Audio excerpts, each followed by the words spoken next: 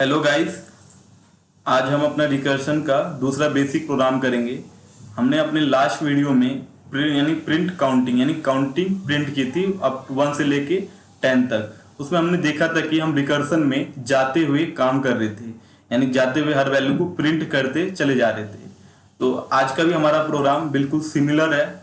इसमें क्या है कि एक हमें जैसे कि एक हमें नंबर मिलेगा इंट n इक्वल्स टू 5, जिसे हमने फंक्शन अपने कॉल लगा दी, जिसमें हमने अपना n पास कर दिया। अब हम क्या चाहते हैं कि ये हमारे कंसोल पे 5 हमने इसमें पास किया है, तो ये हमें आउटपुट में प्रिंट यानी डिक्रीजिंग ऑर्डर में हमारे कंसोल पे प्रिंट हो जाए। डिक्रीजिंग ऑर्डर से मेरा ये मतलब है कि अगर हमने इसमें 5 पास किया तो ये हमारे कंसोल पे प्रिंट कर दे 5 4 3 2 1। अप टू 1 तक ये हमारे कंसोल पे प्रिंट हो जाना चाहिए, यानी हमें आउटपुट में 5 4 3 2 1 हमारे कंसोल पे प्रिंट होना चाहिए। और सेकंड थिंग क्या है कि अगर कोई आपको जैसे कि 10 दे दे, कोई सा भी नंबर दे दे, तो उसका डिक्रीजिंग ऑर्डर में प्रिंट होना चाहिए अप टू 1 तक। 10 9 8 7 6 अप टू 1 तक। तो इसको करने से पहले तो हमने अपने लास्ट वीडियो में रिकर्सन के 3 गोल्डन रूल के बारे में डिस्कस किया था। रूल क्या थे कि freeze the expectation. Freeze the expectation से क्या मतलब है कि आपने जो इनपुट में दिया है वो सबसे पहले प्रोसेस होगा। प्रोसेस के बाद आपको वो जब प्रोसेस हो जाएगा उसके बाद आपको आउटपुट में क्या चाहिए, तो ये हमें पता होना चाहिए। यानी हमें सबसे पहले एक्सपेक्टेशन यानी हमें क्या आउटपुट में चाहिए ये हमें पता होना चाहिए। यानी अपने एक्सपेक्टेशन को फ्रीज करो, हम इनपुट में क्या देंगे और आउटपुट में हमें क्या चाहिए। तो सबसे पहला पॉइंट क्या होता है, freeze the expectation. Second point क्या है कि एज्यूम द फेथ, यानी आपको फेथ रखना पड़ेगा अपने जो आप बिलीव कर रहे हो कि ये काम वो कर देगा, तो आपको स्ट्रांगली बिलीव रखना पड़ेगा, तभी आप इस प्रॉब्लम को सॉल्व कर सकते हैं, किसी भी प्रॉब्लम को सॉल्व कर सकते हैं। लास्ट थिंग क्या है कि meet the expectation and faith. Last में जो हमारा एक्सपेक्टेशन और फेथ को मिला के हमें एक पर्टिकुलर कोड को लिखना है। तो so what the function is suppose to do. अगर हमने ये फंक्शन पास किया तो इससे हमें क्या चाहिए। अगर ये फंक्शन का कॉल ऊपर गया तो ये हमें आउटपुट में यानी क्या प्रिंट करके दे दे। हम इससे क्या चाहते हैं कि ये हमें प्रिंट डिक्रीजिंग ऑर्डर में प्रिंट कर दे, क्योंकि इसमें हमने अपना n पास किया है। तो इसको थोड़ा समझते हैं। हमने क्या किया है, अपने प्रिंट डिक्रीजिंग में हमने अपने 5 को पास किया है। अब हम क्या चाहते हैं इससे, हम इससे ये चाहते हैं कि ये हमारे कंसोल पे, यानी ये हमारा क्या है, एक्सपेक्टेशन। हम एक्सपेक्टेशन सोच रहे हैं कि जब हमने प्रिंट डिक्रीजिंग में 5 को पास किया है तो ये हमारे कंसोल पे 5 4 3 2 1 प्रिंट कर दे। हमारा क्या एक्सपेक्टेशन है, जब हमने इसमें 5 पास किया है तो ये अपना डिक्रीजिंग ऑर्डर में 5 4 3 2 1 हमारे कंसोल पे प्रिंट कर दे। अब हमारा फेथ के बारे में सोचते हैं। जब मैंने 5 को पास किया इसमें, तो इसने 5 4 3 2 1 तक इस अपने सारे डिक्रीजिंग ऑर्डर प्रिंट कर दिया अप टू 1 तक। अगर मैं 4 को पास करता हूं, अगर मैं pd प्रिंट डिक्रीजिंग ऑफ 4 को पास करता हूं, प्रिंट डिक्रीजिंग ऑफ 4 को पास करता हूं, तो ये अगर इसने 5 के लिए काम किया तो ये 4 के लिए भी तो कर देगा, बट कैसे करेगा हमें नहीं पता, बट कर देगा। 4 3 2 1। अगर इसने फेथ हमने रखा कि अगर हम pd ऑफ 4 अगर पास करेंगे तो ये 4 3 2 1 हमारे कंसोल पे प्रिंट कर देगा। कैसे करेगा हमें नहीं पता। अभी हम इसका हाई लेवल सोच रहे हैं, लो लेवल देखेंगे कि लो लेवल में ये बेसिकली हमारा वर्क कैसे कर रहा है। तो हमने जैसे ये पास किया 4, तो इसने 4 3 2 1 हमारे कंसोल पे प्रिंट कर दिया। इससे क्या है कि हमने जब ये एक्सपेक्टेशन जो सोचा है, अब इससे क्या करते हैं कि फेथ और अपने एक्सपेक्टेशन से हम जब इन दोनों को मीट करते हैं तो हमें क्या मिलता है, हमें ये मिलता है कि 5 तो ओबियसली हमने पास किया था, ठीक है। तो हमें सबसे स्टार्टिंग में क्या प्रिंट करना है, 5 प्रिंट करना है, ठीक है। हमने बोला ठीक है, 5 तो हमने पास कर रखा है, 5 तो हमारे पास पहले से ही है।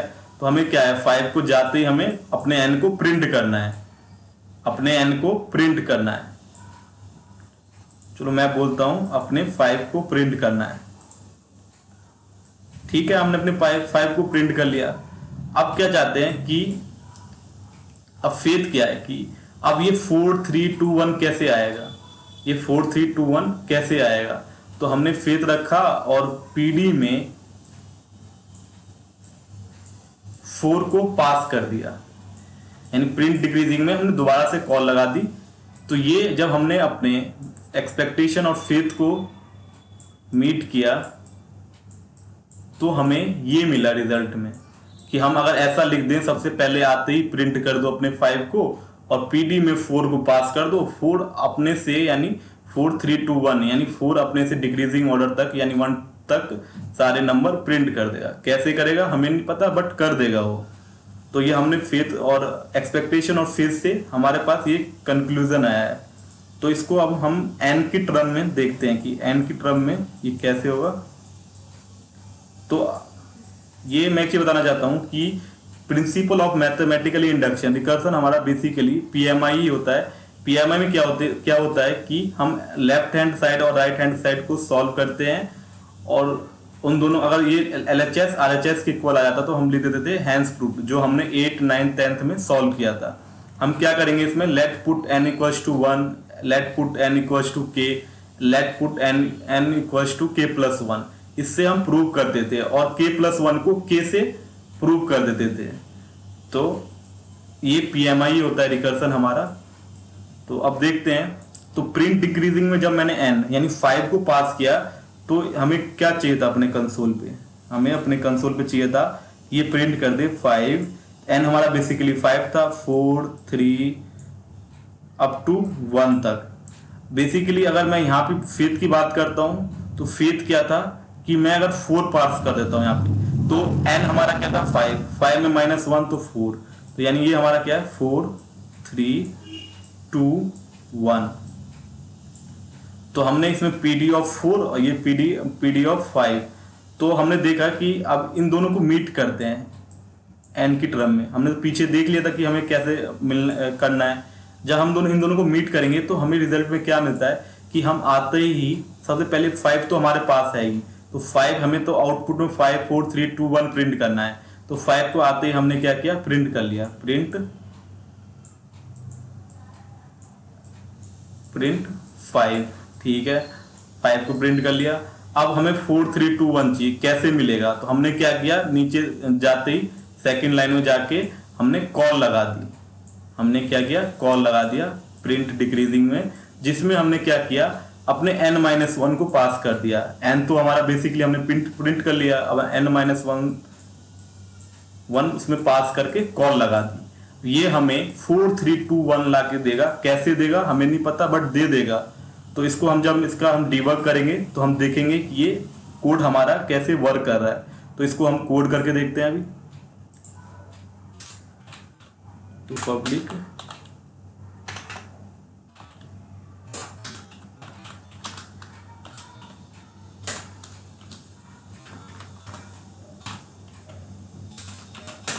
तो हमने क्या किया, आते ही n को प्रिंट कर लिया क्योंकि हमें स्टार्टिंग में 5 चाहिए था।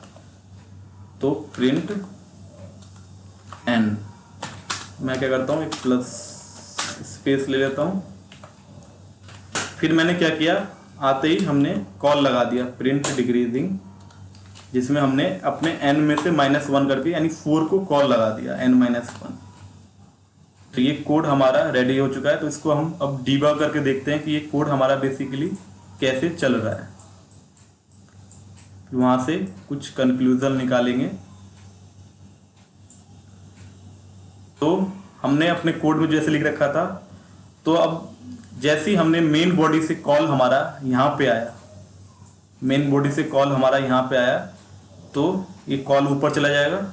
तो इसको क्या करता हूँ मैं, इस वाली लाइन को नंबर 1 लाइन से डिक्लेयर कर देता हूँ, लाइन नंबर 1, लाइन नंबर 2। तो हमने मेन में हमारा क्या था, बेसिकली एन में 5 था, जिसमें हमने पीडी में पास करके कॉल लगा दिया। ये हमारा कंसोल है, यहाँ पे हमारा आउटपुट प्रिंट होगा। तो जैसे ही हमने कॉल लगाया तो ये पीडी में हमने 5 कर पास करके कॉल लगा दिया। कॉल लगाया तो ये लाइन हमारा यहाँ पे आया। जैसी लाइन यहाँ पे आया तो उसके बाद ये इस कोड यानी फंक्शन के अंदर जाएगा और देखेगा कि सबसे पहला लाइन ढूंढेगा। तो सबसे पहला लाइन क्या था इसमें, system dot out dot println को प्रिंट कर दो। तो इसने कहा ठीक है, मैं एन को प्रिंट कर देता हूं। तो इसने कंसोल पे 5 को प्रिंट कर दिया। जैसी कॉल ऊपर गई इसने 5 को प्रिंट कर दिया, जिससे फर्स्ट लाइन का काम खत्म हो चुका है। इस वाली लाइन का काम खत्म हो चुका है। अब ये गया सेकंड लाइन के पास। इसने क्या किया, कॉल लगा दिया पीडी एन -1, यानी 5 में से -1 किया तो जो बेसिकली क्या होता है 4 होता है। इसने सेकंड लाइन से क्या किया, कॉल लगा दी। सेकंड लाइन चली और इसने कॉल लगा दी और कॉल ऊपर चला गया, जिसमें 4 पास करके पास कर दिया। जैसे इसने पास किया तो ये हमारा दोबारा से यहाँ पे पहुंच गया, ऊपर पहुंच गया यहाँ पे। यहाँ से दोबारा से स्टार्ट हो जाएगा। बट एक चीज नोटिस करने वाली बात है, एक चीज बताना चाहता हूँ, जो यहाँ पे जो पीडी बना था वो अलग था, जो ऊपर जो कॉल में जो पीडी दूसरा बना है, ये 4 के लिए जो पीडी बना है वो भी दूसरा है। इसमें जो एन है वो भी दूसरा है, नीचे वाले एन से इसका कोई कनेक्शन नहीं है। यानी इस वाले लाइन पे ये नया एक पीडी बना है जिसमें 4 यानी एन 4 होके पास हो चुका है। तो 4 पास हुआ है तो फिर लाइन कोड वैसे ही चलेगा। आते ही system dot out dot print L SOP से एन को प्रिंट कर देगा। तो एन को प्रिंट करेगा तो एन हमारा क्या था 4 को इसने प्रिंट कर दिया। फिर पीडी ऑफ एन -1 यानी 4 में से -1 किया। लाइन 1 इसका चल चुका है, इसने प्रिंट कर चुका है। सेकेंड लाइन से इसने कॉल लगा दी 3 के लिए। इसी तरह से 3 के लिए, फिर 3 के लिए इसका लाइन फर्स्ट चला और इसने कंसोल पे 3 को प्रिंट कर दिया। फिर कॉल लगा दी नेक्स्ट लाइन के लिए, सेकंड लाइन के लिए। तो 2 पास करके यानी 3 में से -1 किया तो 2 पर पास हो चुका है। तो 2 का आते ही इसने लाइन नंबर 1 चला उसका, इसको मैं अब तेजी से कर रहा हूँ, जिससे इसने 2 को कंसोल पे प्रिंट कर दिया और सेकंड लाइन से 1 को कॉल लगा दी। फिर इसका फर्स्ट लाइन चला और इसने क्या किया, कंसोल पे 1 को प्रिंट कर दिया और इसका सेकंड लाइन चलने से इसने 0 यानी 0 पे पहुंच गया। आप देख रहे होंगे कि हमारे कंसोल पे 5 4 3 2 1 प्रिंट हो चुका है, जो हमें आउटपुट में यही चाहिए था। अब हमें 0 पे हमें कुछ ऐसा करना होगा, वरना अगर हम 0 पे नहीं रुकेंगे तो ये -1 के लिए भी लगा देगा कॉल, फिर -2 के लिए। तो हमें ऐसा कुछ करना होगा 0 पे कि इससे आगे कॉल ना जाए, यानी कॉल यहीं पे रुक जाए, 1 पे ही रुक जाए। तो इसके लिए हम क्या करेंगे, तो इस सबसे पहले इसे इरेज कर देता हूं मैं।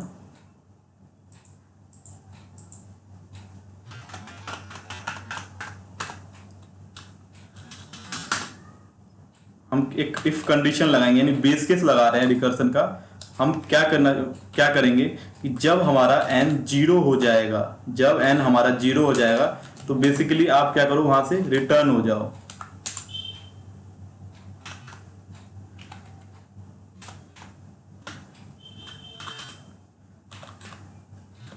जब n हमारा 0 हो जाएगा तो हम क्या कर देंगे, रिटर्न हो जाएंगे। तो इसके बाद ये -1 की कॉल नहीं जाएगी। अब देखते हैं यहाँ पे क्या हुआ। जैसे ही यहाँ पे 0 आया तो यहाँ पे ये बेस केस की कंडीशन में फंस चुका है कि n हमारा क्या है 0, कंडीशन ट्रू। यहाँ से क्या करेगा, रिटर्न कर देगा। जैसे ही रिटर्न करेगा इसका काम खत्म हो चुका है और ये क्या हो जाएगा, हमारे स्टैक से वाइप आउट हो जाएगा। और किसी फंक्शन का काम खत्म हो जाता है तो क्या करेगा, वाइप आउट हो जाएगा। वाइप आउट होके ये कहाँ पे गिरेगा, वाइप आउट होके ये वहां पे गिरेगा जहां से इसको कॉल लगाई गई थी। तो इस 0 को कॉल कहाँ से लगाई गई थी, यहाँ पे लगाई गई थी। तो ये 1 के पास जाएगा, 1 के पास जाएगा। 1 के आगे तो अब कोई लाइन है नहीं, 1 ने अपना सारा काम कर लिया। अगर इसके आगे और भी लाइनें होती, इस कोड के आगे और भी लाइनें होती तो उसे भी ये एग्जीक्यूट करता, बट कुछ लाइनें कुछ भी नहीं है तो ये 1 भी वाइप आउट हो जाएगा। इसी तरह से 2 भी wipe out, return, wipe out, यानी धीरे धीरे सारे, यानी 4 भी वाइप आउट, 5 भी वाइप आउट, और लास्ट में क्या होगा, हमारा मेन बॉडी भी वाइप आउट हो जाएगा और स्टैक का काम खत्म हो जाएगा। तो आपने देखा कि ये हमारा रिकर्शन का कैसे वर्क कर रहा है। तो ये इसमें क्या है कि हम रिकर्सन में ऊपर जाते हुए काम कर रहे हैं। ऊपर जाते से क्या मतलब है मेरा, कि हम रिकर्शन में क्या कर रहे हैं, जब हम ऊपर जा रहे हैं तब काम कर रहे हैं, यानी हम जाते जाते प्रिंट करते चले जा रहे हैं, यानी ऊपर जाते हुए किसी चीज को प्रिंट कर रहे हैं। और हम अभी कितने प्रॉब्लम ऐसे करेंगे जो हम क्या करेंगे, नीचे आते हुए काम करेंगे। यानी ये हम अभी जो इस वाले प्रॉब्लम को सॉल्व कर रहे हैं, इसका हम किससे सॉल्व कर रहे हैं, अप रिकर्सन से सॉल्व कर रहे हैं। बाद में इसको हम डाउन रिकर्सन से भी सॉल्व करेंगे। तो इसको हम कोड करके देखते हैं। तो हम किन्ने क्या किया, एक बेस केस लगाया। बेस केस क्या था कि जब हमारा n 0 हो जाए, जब n हमारा 0 हो जाए तो आप क्या करो, बेसिकली वहां से रिटर्न मार दो। तो ये कोड हमारा रेडी हो चुका है। तो इसको हम कंपाइल करके देखते हैं। जावा सी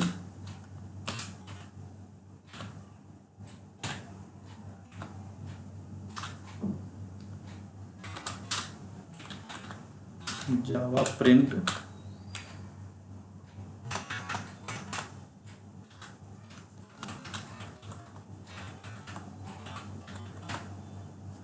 तो ये हमने अपने आउटपुट को हम एक output dot txt dot file में स्टोर वो करेंगे।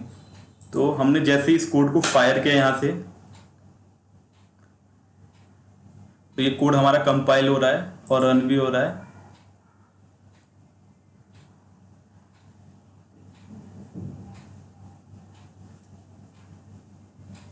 इसने हमारे कंसोल पे आप देख सकते हो कि 5 4 3 2 1 प्रिंट कर दिया। अगर मैं यहाँ पे 12 पास कर दूं तो ये 12 से लेके डिक्रीजिंग ऑर्डर में प्रिंट हो जाएगा। तो आप देख सकते हो 12 11 10 9 8 7 ये यहाँ तक प्रिंट कर चुका है। तो एक चीज मैंने डिस्कस नहीं किया था कि अगर आप इस प्रॉब्लम को अगर सिंपली ब्रूट फोर्स से सॉल्व करोगे तो कैसे करोगे। सिंपली इस प्रॉब्लम को अगर हम ब्रूट फोर्स से सॉल्व करें तो फॉर लूप से सॉल्व कर सकते हैं। फॉर लूप में क्या होगा, हम फॉर लूप का उल्टा लूप चलाएंगे, यानी फॉर लूप अपना कहां से चलाएंगे, 12 से लेके अप टू 0 तक, और हर बार एलिमेंट को प्रिंट करते चले जाएंगे। बट हम इसे रिकर्सन से सॉल्व कर रहे हैं तो इसको हम ऐसे करेंगे। तो आपने देख लिया कि ये कोड हमारा बेसिकली कैसे रन हो रहा है। तो हम अपने नेक्स्ट वीडियो में अपना इसका यानी अपना बेसिक का एक और प्रोग्राम करेंगे, इससे बेसिक। तो थैंक यू फ्रेंड्स।